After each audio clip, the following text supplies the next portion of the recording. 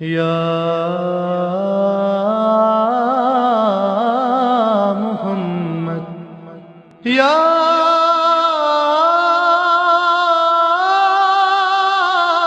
محمد یا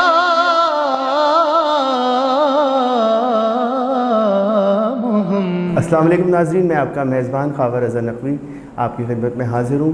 ہمارے ساتھ موجود ہیں مولانا اسد علی زیدی صاحب، اور موضوع ہمارا جو پروگرام کا جیسا کہ آپ کو معلوم ہے معارف اہل بیت ہے۔ آئیے اس پر ہم مزید گفتگو کرتے ہیں، اور آج کا پروگرام 7ویں سحری ٹرانسمیشن ہے جو کہ فاطمہ بنت اسد سے منسوب ہے۔ جی السلام علیکم مولانا صاحب، کیسے ہیں آپ؟ ٹھیک ٹھاک ہیں جی مولانا صاحب۔ آج کا جو ہمارا موضوع ہے جناب فاطمہ بنت اسد پر، تو میں آپ سے کچھ سوالات ناظرین کے لیے کروں گا، تو اس پر آپ روشنی ڈالیے کہ ان کے کچھ فضائل اور ان کی زندگی بارے میں ہمارے ناظرین کو کچھ بتائیے۔ جی، ہم مسلسل گفتگو کر رہے ہیں معارف اہل بیت پہ، اور ہمارا یہ سلسلہ آج اپنی 7ویں نشست میں داخل ہو چکا ہے۔ گفتگو ہے سلسلہ معارف امہات المعصومین پر، اور پہلے تو میں دعا گو ہوں اپنے سامعین کے لیے، اور آپ سے بھی گزارش کروں گا کہ یہ ماہ مبارک ہے، ماہ رمضان ہے، یہ اللہ کا مہینہ ہے، شہر اللہ ہے۔ اس میں ہمارے لیے بھی دعا کرتے رہیے، اور IMTV کے لیے بھی دعا کرتے رہیے، جس کی توسط سے یہ ذکر آپ تک پہنچ رہا ہے، ذکر امہات المعصومین۔ یقیناً رحمتوں برکتوں کا مہینہ ہے، اور یہ اشرۂ رحمت ہے جس میں ہم آپ سے گفتگو کر رہے ہیں، اور آپ یہ گفتگو سماعت فرما رہے ہیں۔ بہت سے اوراد و وظائف وارد ہوئے ہیں اس اشرے کے لیے اور ماہ مبارک کے لیے، تو کثرت سے ان اوراد و وظائف کی تلاوت کیجیے، ان سے استفادہ کیجیے، رحمتیں اور برکتیں اپنے دامن میں سمیٹیے زیادہ سے زیادہ، کیونکہ نبی کا فرمان خطبہ شعبانیہ میں، جسے میں نے عرض کیا تھا پہلی رمضان کو، کہ رسول نے یہ فرمایا کہ شقی ہے وہ شخص جو ایسے بابرکت مہینے میں بھی اپنی بخشش نہ کرا سکے۔ تو یہ وہ مہینہ ہے، اور آج ہم تذکرہ کر رہے ہیں۔ یہ دن 7 رمضان المبارک کا منسوب ہے معصوم کی ایک والدہ سے۔ ہم مسلسل تذکرہ کر رہے ہیں، لیکن آج کا دن اس معصوم کی والدہ سے منسوب ہے جو کہ تمام ائمہ کے ابو الائمہ ہیں، اماموں کے بابا ہیں، اور ان کی ماں ہے جناب فاطمہ بنت اسد صلوات اللہ وسلام اللہ علیہا۔ اور یہ وہ بیوی ہے جس نے صرف علی کی پرورش نہیں کی، نبی کی پرورش بھی اسی بیوی نے کی ہے۔ اور جب آئے ہیں تو آج ہی کے دن تھا کہ جب آ کے جناب امیر نے رسالت مآب سے یہ فرمایا کہ یا رسول اللہ ماتت امی، میری ماں اس دنیا سے گزر گئی ہیں، تو پلٹ کے کہنے لگے نہیں یا علی ماتت امی، میری ماں اس دنیا سے گزر گئی ہیں، تمہاری ماں اس دنیا سے تو گزری ہی ہیں، لیکن وہ صرف تمہاری ماں نہیں تھی، میری ماں تھی۔ کیا عظیم ہستی ہے اس ذات کی کہ جس کے صدف عصمت سے میرے اور آپ کے پہلے امام ولی الاولیاء سید الاولیاء سید الاوصیاء جناب مولانا امیر المومنین اس دنیا میں تشریف لائے ہیں۔ اور اگر آئے ہیں کعبے میں، علی کو مولود کعبہ کہا جاتا ہے، تو زمانہ اس بات کو بھی یاد رکھے کہ اگر آئے ہیں کعبے میں تو جناب بنت اسد بھی کعبے میں موجود ہیں، جن کے صدف عصمت سے مولا علی اس دنیا میں آئے ہیں۔ اور مولا علی کا آنا اس دنیا میں، اور وہ بھی اللہ کے گھر آنا، ایسی جگہ جہاں ہم اور آپ سجدہ کرتے ہیں، اس جگہ علی کا آنا، تو کس بیوی کے توسط سے آئے ہیں، کس صدف عصمت میں علی کا نور رہا ہے۔ دیکھیے ذات جناب بنت اسد علی کعبے میں آئے ہیں، اس وقت کعبے کو سجدہ نہیں ہوتا تھا، اس وقت کا قبلہ بیت المقدس تھا، لیکن علی کے آنے کے بعد قبلہ بنا ہے۔ تو اب زمانہ یہ سوچے کہ جس کی ولادت گاہ کو، جہاں علی آئے، جس کی جائے پیدائش کو ہم سجدہ کر رہے ہیں، تو ہمارے ذہن میں وہ نور بھی رہنا چاہیے جو اس کعبے میں آیا، کہ اس کی محبت رکھتے ہوئے اللہ کے گھر کو سجدہ کیا جائے۔ اور بی بی وہاں آئی ہیں تو علی 3 دن کعبے میں رہے ہیں، 3 دن علی کعبے میں رہے ہیں، 3 راتیں گزاری ہیں۔ تو ہمیں یہ سوچنا چاہیے کہ جس بیوی کے صدف عصمت میں رہے ہیں، اس بیوی کا مقام کیا ہوگا۔ یقیناً اور ولایت و محبت و مودت کا کعبہ جناب بنت اسد کی ذات ہے۔ جی میرا آپ سے یہ سوال ہے، اس موضوع پہ آپ بات کر رہے ہیں کہ کہا جاتا تھا کہ چابیاں جو تھیں وہ بنی ہاشم کے پاس ہوا کرتی تھیں خانہ کعبہ کی، تو بی بی در سے کیوں داخل نہیں ہوئی کہ چابیاں ہوتے ہوئے انہوں نے وہ دیوار، وہ شک کیسے ہوئی، اور اس کے بارے میں ہمارے ناظرین کو کچھ بتائیے کہ وہ کیسے دیوار شک ہوئی۔ دیکھیے، ایک تو یہ بات ہے کہ پہلے ہمیں اسے قرآن کی روشنی میں دیکھنا پڑے گا کہ یہ جو کعبہ ہے اس کی منزلت کیا ہے۔ تو آپ دیکھیے کہ سورہ مبارکہ بقرہ میں خدا یہ ارشاد فرما رہا ہے کہ وَعَهْدْنَا إِلَىٰ إِبْرَاهِيمَ وَإِسْمَاعِيلَ أَن طَهِّرَ بَيْتِي بیتی للطائفین والعاکفین والرکع السجود. ہم نے عہد لیا، کیونکہ یہ آپ جانتے ہیں کہ معمار کعبہ حضرت ابراہیم خلیل اللہ کی ذات ہے اور ان کے بیٹے حضرت اسماعیل علیہ السلام، یہ دونوں نبی معمار کعبہ ہیں اور انہوں نے کعبے کو تعمیر کیا. اور اللہ قرآن میں سورہ مبارکہ بقرہ کی 125ویں آیت میں یہ کہہ رہا ہے کہ ہم نے جب یہ کعبہ بنا چکے تو ان سے عہد لیا. کیا عہد لیا؟ ابراہیم سے بھی اور حضرت اسماعیل سے بھی کہ ان طہر بیتی، اس گھر کو صاف رکھو گے. کس کے لیے؟ اب ذرا غور کیجئے، یہ بہت اہم بات ہے اور ہمارے سننے والوں کو اس پہ غور کرنا چاہیے اور دقت سے. تلاوت قرآن کا مہینہ ہے اور اس میں تلاوت قرآن کا بہت ثواب ہے، لیکن تلاوت کا ثواب اپنی جگہ ہے. قرآن صرف تلاوتوں کے لیے نہیں، ہدایتوں کے لیے آیا ہے. تو آیتوں پہ ہمیں رک رک کے غور کرنا چاہیے، ٹھہر ٹھہر کے غور کرنا چاہیے کہ قرآن اطرت کی فضیلتیں کیسے بیان کرتا ہے. تو اب سنیے کہ قرآن کیسے بیان کرتا ہے. للطائفین والعاکفین والرکع السجود، کعبے کو پاک صاف رکھو 4 لوگوں کے لیے: طواف کرنے والوں کے لیے، سجدہ کرنے والوں کے لیے، رکوع کرنے والوں کے لیے اور اعتکاف کرنے والوں کے لیے. تو آج کل تو ٹیلی ویژن کا زمانہ ہے، اگر کسی نے کعبہ جا کے نہ دیکھا ہو تو آپ ٹیلی ویژن پہ تو کم از کم دیکھ سکتے ہیں کہ سجدہ کرنے والے موجود ہیں، رکوع کرنے والے موجود ہیں، طواف کرنے والے موجود ہیں. لیکن غور طلب بات یہ نہیں کہا صحن حرم میں اعتکاف کرنے والوں کے لیے، یہ کہا کعبے کو صاف رکھو اس میں اعتکاف کرنے والوں کے لیے. اب یہاں اعتکاف کی کم از کم مدت 3 راتیں ہیں، کم از کم کہ 3 راتیں گزاری جائیں. زیادہ 10 راتوں کا بھی ہوتا ہے لیکن 3 رات کم از کم مدت ہے. تو زمانہ تلاش کرے کہ کعبے میں 3 راتیں کس نے گزاری ہیں، جہاں اللہ 2 نبیوں سے یہ وعدہ لے رہا ہے کہ اسے پاک صاف رکھو. حضرت عبداللہ بن عباس روایت کرتے ہیں کہ بی بی ایک مرتبہ اپنے گھر سے چلی اور صدف عصمت میں نور امیر المومنین ہے، ایسے میں کعبے کی طرف آئی ہیں، اللہ کے گھر کی طرف آئی ہیں اور ایک مرتبہ اپنا ہاتھ بلند کیا اور کعبے کی دیوار پہ رکھا اور آسمان کی طرف سر اٹھایا.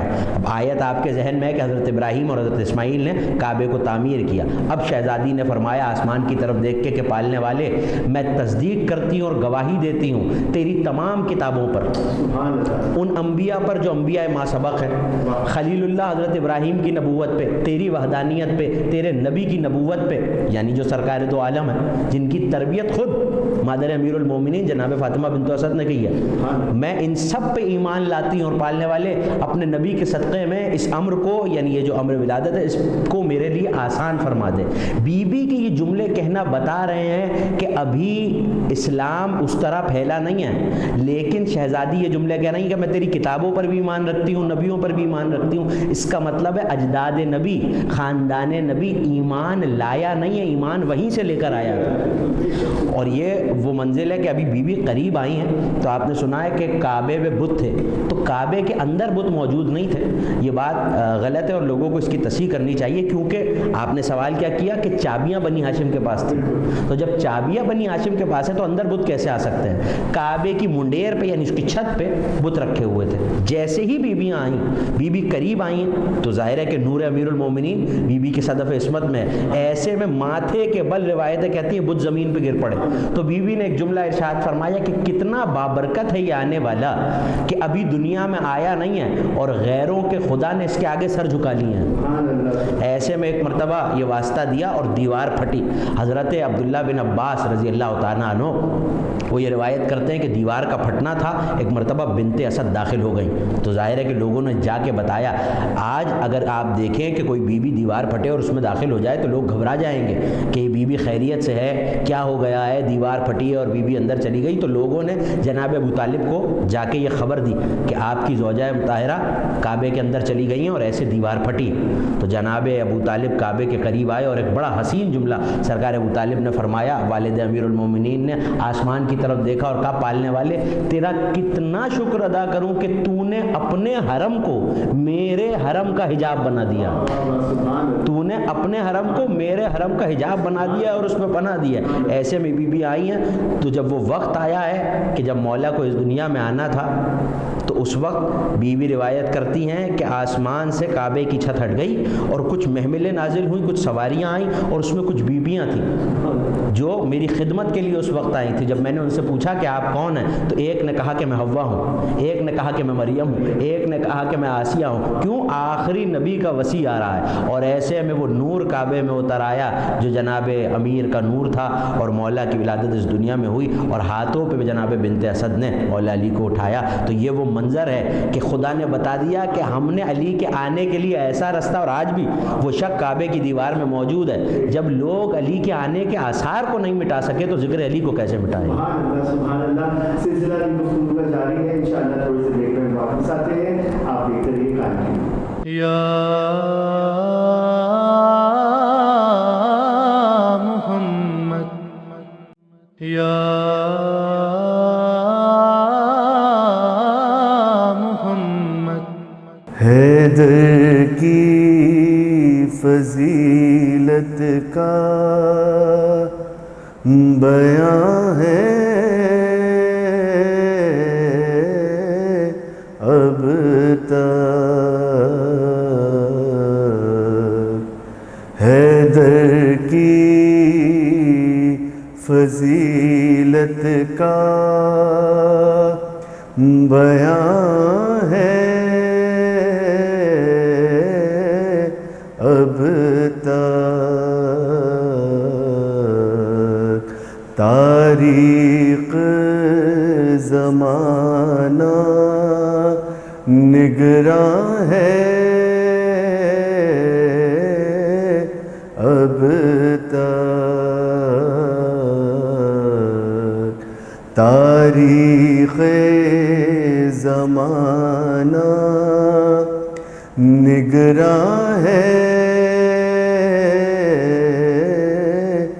اب تک، جس در سے گئی بنت اسد کعبے میں، دیوار میں اس در کا نشان ہے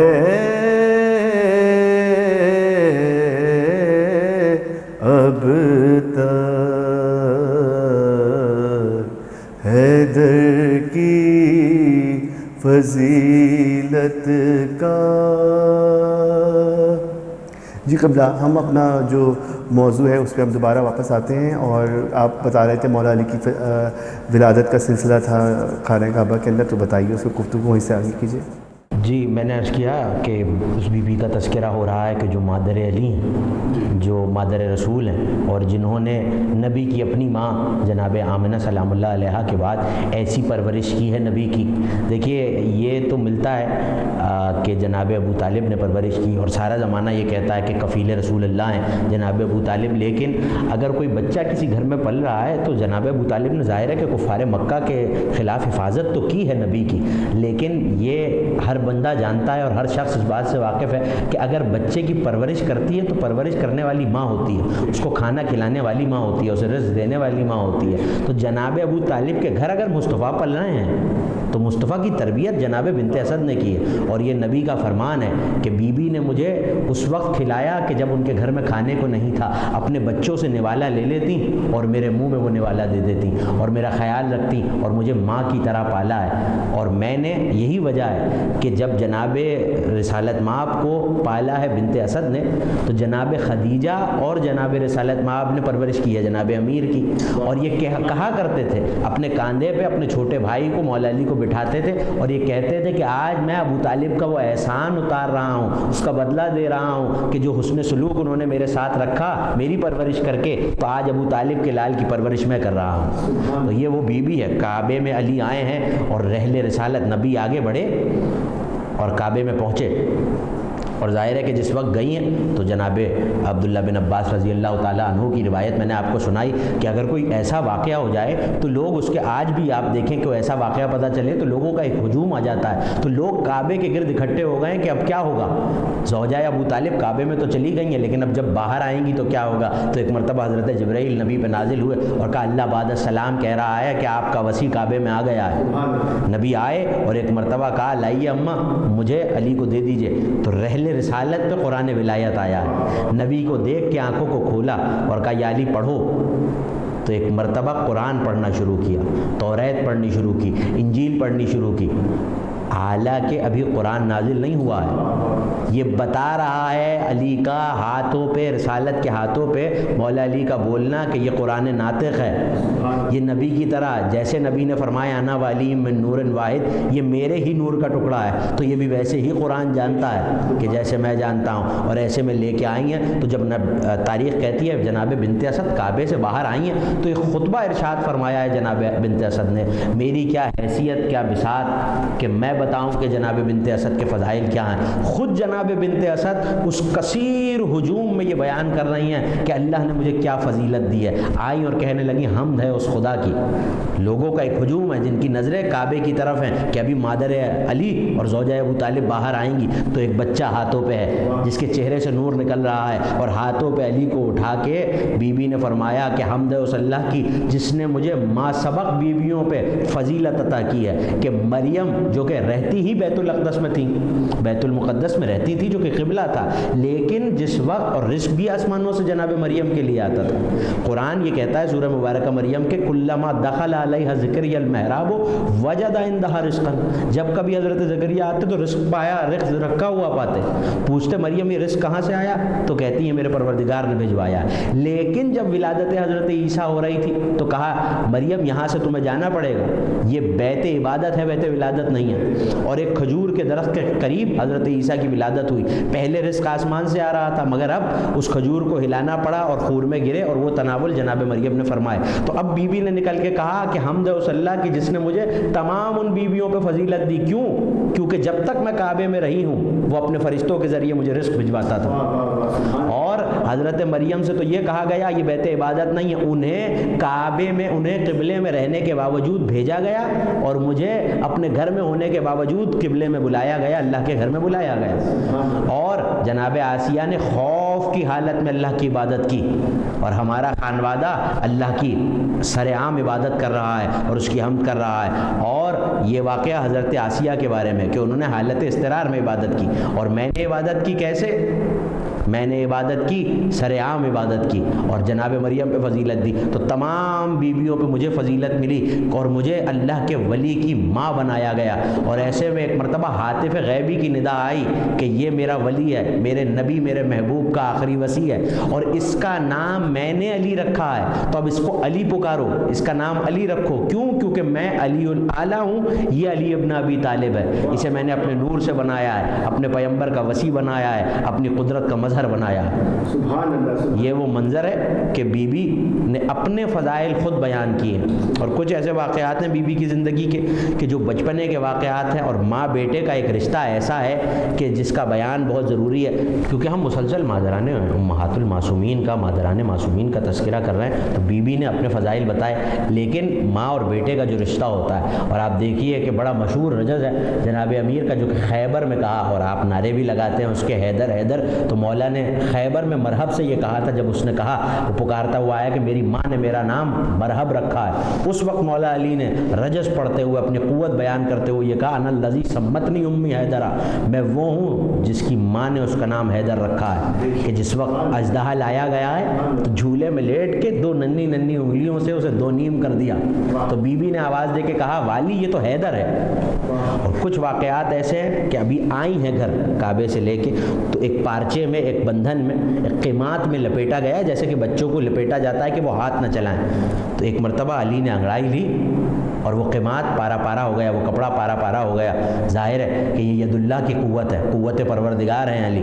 تو بی بی نے ایک مرتبہ دور سے دیکھا جھولے میں لیٹے ہوئے ہیں علی، قیمات کو چاک کر دیا، کہ یا علی بچپنے میں اتنا زور، جانتی ہے کہ یہ اسد اللہ ہے، اللہ کا شعر ہے، تو ایک مرتبہ دو پارچوں میں باندھا، علی نے پھر رنگڑائی لی، وہ پھر ٹوٹ گئے، 3 4 5 6 7 بندھنوں میں باندھ کے اوپر سے دیباج رومی جو کہ ایک بہت موٹا کپڑا ہوا کرتا تھا، اور پھر ایک چمڑے کا بندھن باندھا، اور مسکرا کے کہنے لگیں کہ اب توڑ کے بتاؤ تو تمہیں جانے. تو ایک مرتبہ اللہ کے شیر نے انگڑائی لی اور وہ پارا پارا ہو کے بکھر گئے. اور پھر جھولے سے، ظاہر ہے کہ مظہر العجائب ہے، جھولے سے بول کے کہا اماں میرا ہاتھ نہ باندھیے، میں اپنی انگلیوں پہ اللہ کی تسبیح کرتا ہوں.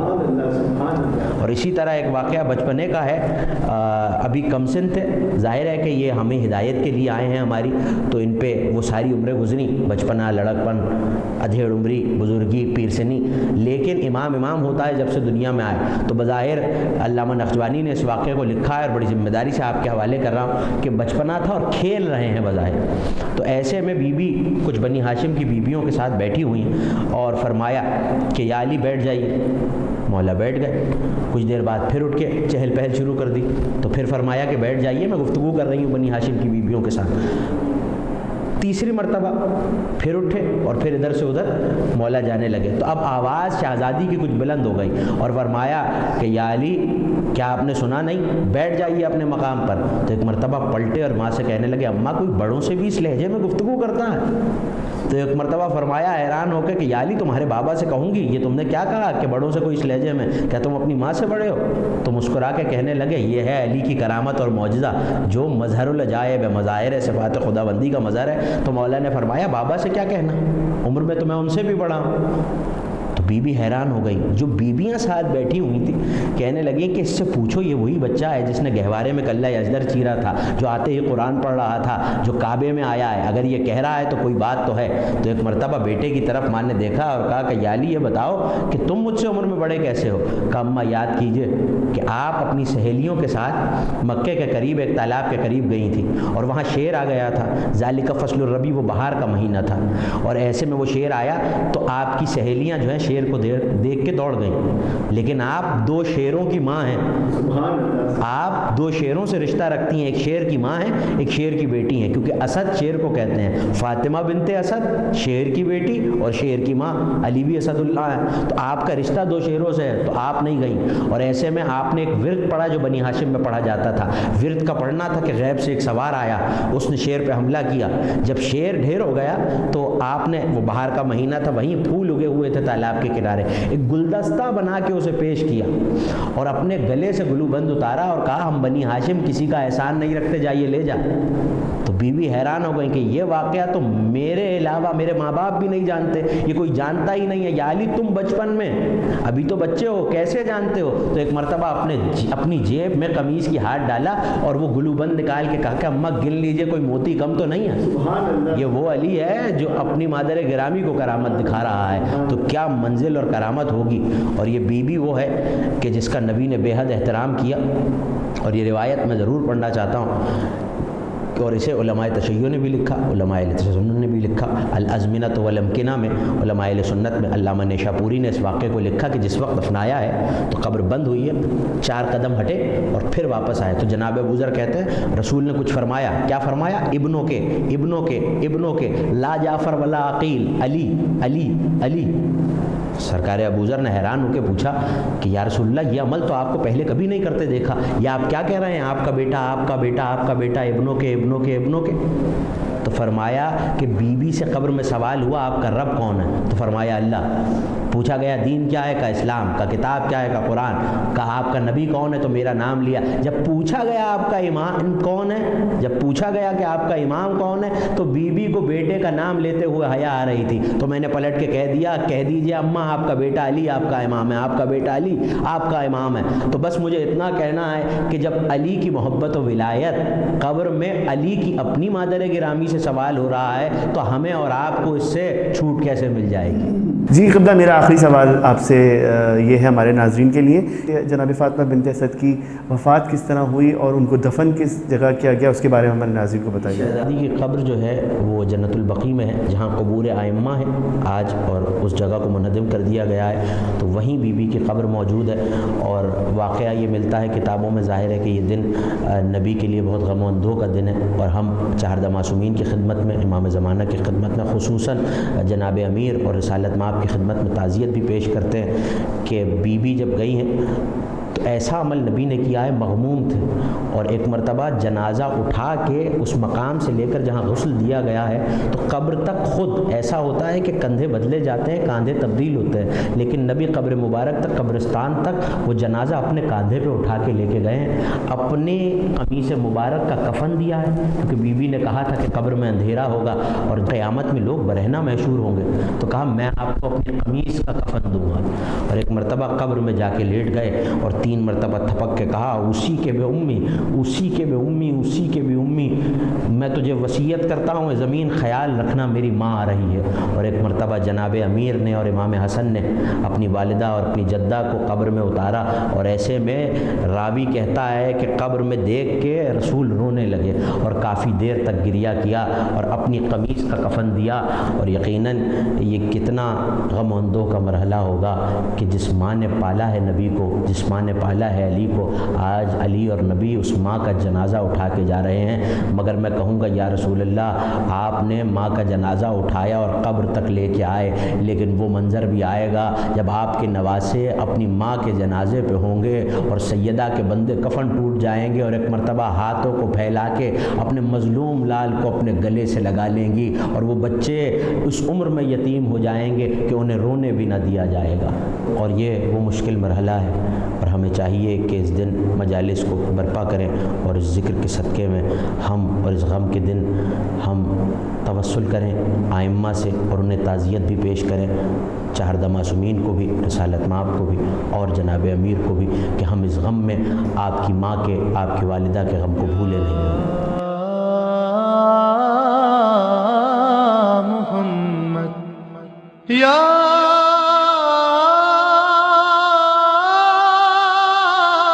محمد یا محمد یا